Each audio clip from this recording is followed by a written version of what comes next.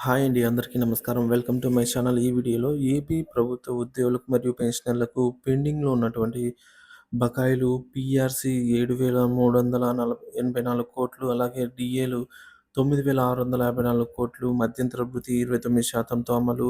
వీటికి సంబంధించినటువంటి పూర్తి తాజా సమాచారాన్ని వీడియోలో అయితే తెలుసుకుందాం. వీడియోని ఎక్కడ గాని స్కిప్ చేయకుండా ఎండ్ వరకు చూడండి. అప్పుడే ఇన్ఫర్మేషన్ పూర్తిగా అర్థమవుతుంది. వీడియో చూస్తున్న ప్రతి ఒక్కరు వీడియోకైతే లైక్ చేయండి ఫ్రెండ్స్. వీడియోతోటి ఉద్యోగ పెన్షన్ మిత్రులతో అయితే షేర్ చేయండి.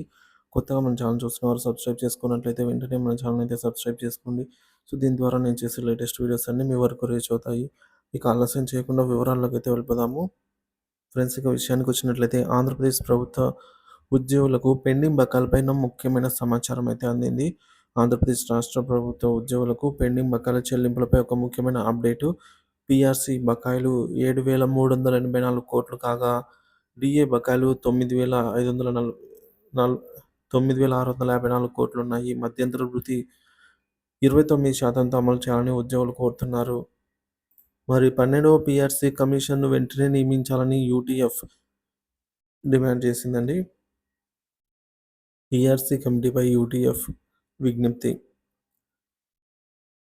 ప్రకాశం జిల్లా నాయకులండి కలెక్టర్ తమీమ్ అన్సారియాకు మెమోరాండానైతే ఏపీ యూటీఎఫ్ సమర్పించింది. ఈ మేరకు 12వ పీఆర్‌సీ కమిటీ వెంటనే నియమించాలని కోరగా, అలాగే 2023 జూలై 1 నుంచి అమలు కావాల్సినటువంటి పీఆర్‌సీ ఇప్పటివరకు ఇంకా ప్రారంభం కాలేదని, దీని కారణంగా ఉద్యోగులు 18 నెలల కాలాన్ని కోల్పోవాల్సి వచ్చిందని అయితే తెలిపారు. ఇక బకాయిల వివరణ అయితే ఈ విధంగా ఉంది. 11వ పీఆర్‌సీకి సంబంధించిన బకాయిలు 7,384,00,00,000 కాగా, డీఏ/డీఆర్ బకాయిలు 9,650,00,00,000 2018 నుంచి 2024 వరకండి. ఎంప్లాయీస్ సరెండర్ లీవ్ బిల్లులకు సంబంధించి 2,250,00,00,000 కాగా, సీపీఎస్ ఉద్యోగుల బకాయిలు 2,500,00,00,000 బకాయి పడింది ప్రభుత్వం. ఏపీజీఎల్ఐ కింద పెండింగ్ బకాయిలు సుమారుగా 950,00,00,000 మేరకైతే ఉన్నాయి. మరి ఉద్యోగులంతా వీటిని చెల్లించాలని డిమాండ్ చేస్తున్నారు. వీటితో పాటు పాత పెన్షన్ విధానం ఓపీఎస్ అమలు, 12వ పీఆర్‌సీ కమిటీని వెంటనే నియామకం చేపట్టాలి. అలాగే 30% తగ్గకుండా 29 లేదా 30% తగ్గకుండా మధ్యంతర భృతి ఐఆర్ అమలు చేయాలని, అలాగే అన్ని పెండింగ్ బకాయిలు చెల్లించేందుకు తక్షణ చర్యలు తీసుకోవాలని, ఈ మేరకు ఒక షెడ్యూల్‌నైతే రూపొందించి ప్రకటించాలని కోరుతున్నారు. ప్రభుత్వ స్పందన అండి.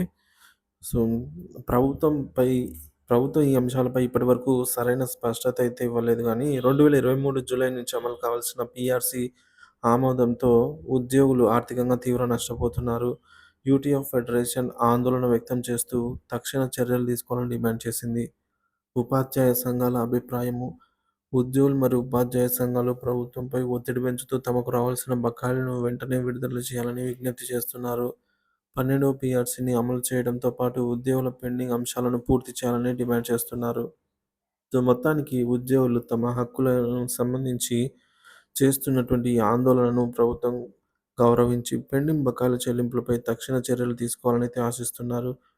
12వ పీఆర్‌సీ అమలు చేయడంలో ఆలస్యం లేకుండా నష్టపోయిన కాలానికి న్యాయం చేయాలని ప్రతి ఉద్యోగి కోరుతున్నారు మరి ప్రభుత్వం.